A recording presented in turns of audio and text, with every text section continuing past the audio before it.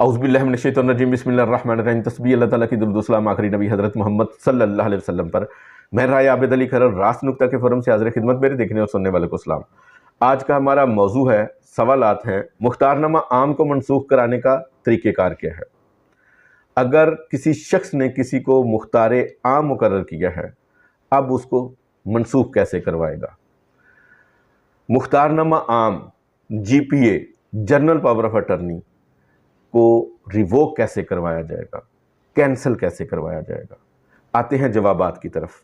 अगर एक शख्स ने किसी दूसरे शख्स को मुख्तार आम मुकर्रर किया हुआ है, किसी शख्स के हक़ में मुख्तारनामा आम रजिस्टर्ड करवाया है, जर्नल पावर ऑफ अटर्नी दी है, GPA दिया हुआ है, तो अब अगर उसको वो मनसूख कराना चाहता है, वो कैसे करवाएगा। वो मुख्तारनामा आम खुद ब खुद ख़त्म हो जाता है, मनसूख हो सकता है, या फिर उसको कैसे ख़त्म कराया जा सकता है।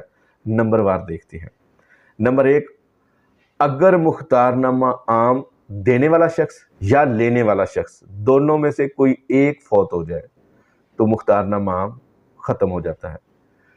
मुख्तारनामा आम जिस काम के हवाले से दिया जाए वो काम मुकम्मल हो जाए तो फिर भी मुख्तारनामा ख़त्म तस्वर होता है। और नंबर 3 है कि मुख्तारनामा आम को खुद ख़त्म कराया जाए।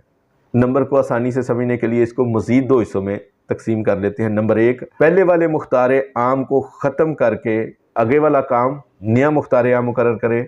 और नंबर 2, मुख्तारनामा देने वाला शख्स अब चाहता है कि वो खुद बाकी का काम करे, मज़ीद कोई मुख्तारनामा किसी को ना दे।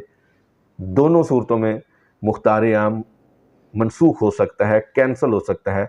मुख्तार आम उस इलाके में रजिस्टर्ड होता है जिसमें जायदाद वाक़या होती है और उस मुतल्लिका सब रजिस्ट्रार के सामने उसको रजिस्टर्ड करवाया जाता है, तो मनसूख भी उसी सब रजिस्ट्रार के सामने ही पेश होकर कराया जाएगा। मुख्तारनामा आम को मनसूख कराने के लिए कौन से डॉक्यूमेंट चाहिए और कौन से डॉक्यूमेंट साथ लगते हैं, दोनों का हम जिक्र कर लेते हैं और थोड़ी थोड़ी सी तफसील भी बयान कर देते हैं। नंबर 1, अब्तालनामा। अब्तालनामा cancellation of deed, revocation of GPA, general power of attorney, ये सब एक ही डॉक्यूमेंट के नाम है। वो तैयार किया जाएगा जिस पर लिखा जाएगा कि मैं जायदाद का मालिक हूँ, मैंने एक शख्स को मुख्तार आम मुकर्रर किया था। उसकी रजिस्ट्रेशन की डिटेल भी लिखी जाएगी कि इस नंबर पे रजिस्टर्ड था, इस सब रजिस्ट्रार के पास रजिस्टर्ड है और इस तारीख को रजिस्टर्ड था। अब उस मुख्तार आम की रजिस्ट्रेशन को मनसूख किया जाता है और उसके ऊपर दस्तखत वगैरह होंगे अब्तालनामे के ऊपर, और फिर गवाहान के भी उसके ऊपर दस्तखत होंगे। अब सब रजिस्ट्रार के सामने पेश होके पिक्चर और साइन और अंगूठा भी लगाना होता है।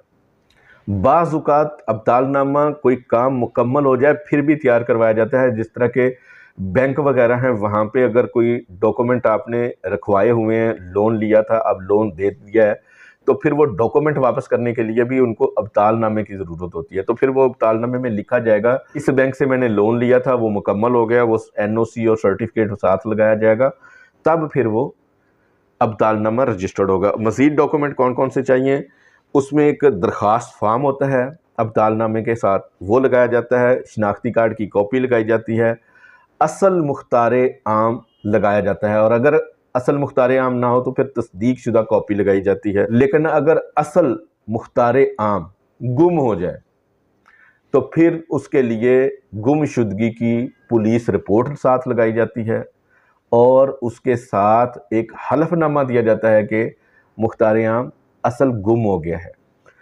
और बाज़ औक़ात फिर सब रजिस्ट्रार जो है वो 2 अखबारों में अखबार इश्तिहार भी मांग लेता है, एक उर्दू और एक इंग्लिश में।